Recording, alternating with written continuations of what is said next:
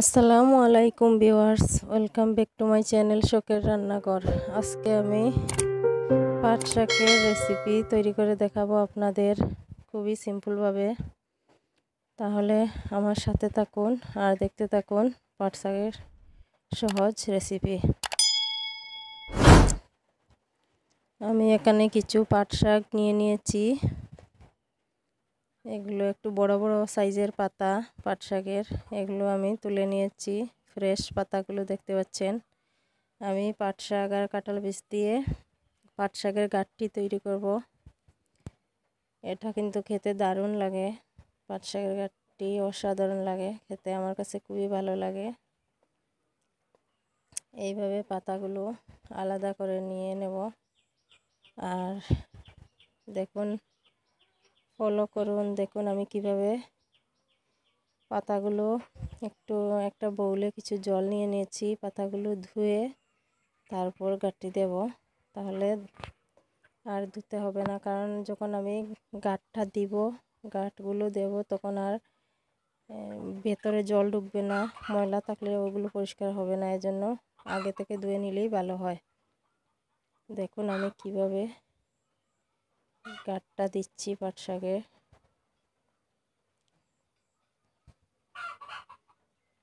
এরকম করে আমি যেভাবে দিচ্ছি ওই রকম করে পাট শাকের গাঁটটিটা দেবেন। গাঁটটা এইরকম করে দিলে একটু টেনে এগুলো টাইট করবেন।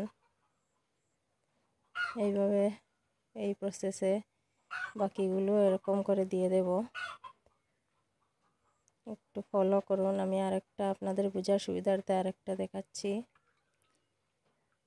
আমি দুঃখিত, আমার স্ক্রিনটা ছোট হয়ে গেছে, ক্যামেরাটা একটু রাখার বেলা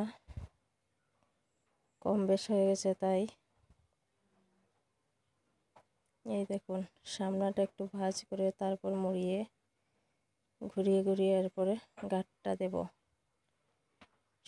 কাপড়ের সুতা যেভাবে আমরা গাঁট দিই ওইভাবেই এরকম করে বাকিগুলোও বানিয়ে নেব।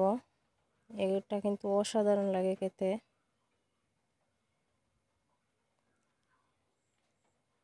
আর এখানে দুটো নাগামরিচ আছে, আপনারা কাঁচামরিচও ব্যবহার করতে পারেন। আমার কাছে এর স্মেলটা অনেক ভালো লাগে। দেখুন আমি গাঁটটিগুলো দিয়ে দিয়েছি এইভাবে। আর এক্সট্রা পাতা যেগুলো পাতার কলিগুলো থাকবে ওগুলো ছিঁড়ে দিয়ে দেবেন। এখানে শীতল, চাপা শুটকি, পেঁয়াজ, রসুন কুচি আর মরিচগুলো কেটে নিয়েছি। আর এখানে কিছু কাঁঠালের বিচি এরকম সাইজ করে কেটে নিয়েছি। এরপর দিয়ে দিলাম জল। আমি কিন্তু এখানে কোনো তেল ব্যবহার করব না। দিয়ে দিলাম কাঁঠালের বিচি, রসুনের কুচি, নাগামরিচ, চাপা শুটকি আর পেঁয়াজ কুচি দিয়ে দিলাম। দিয়ে বাকি মশলাগুলো দিয়ে দেব। হলুদের গুঁড়ো,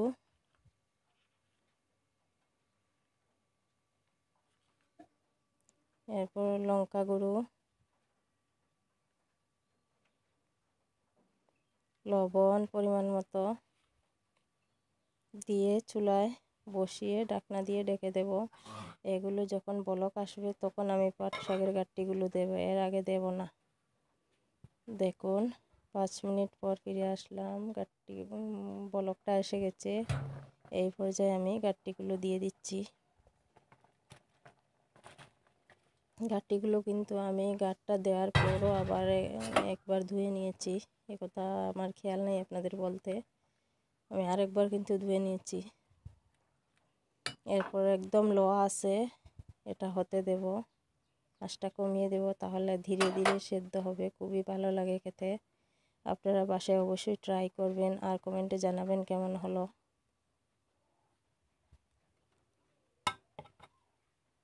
দেখুন 10 মিনিট পর ফিরে এসেছি, আমার পাট শাকের গাঁটটি তৈরি হয়ে গেছে। খুবই সুস্বাদু একটা রেসিপি, অবশ্যই বাসায় ট্রাই করবেন। ভালো থাকবেন। আর আমার ভিডিওটা যারা দেখছেন দেশ এবং দেশের বাইরে তাদেরকে অসংখ্য ধন্যবাদ। সবাই ভালো থাকবেন, সুস্থ থাকবেন। আল্লাহ হাফিজ।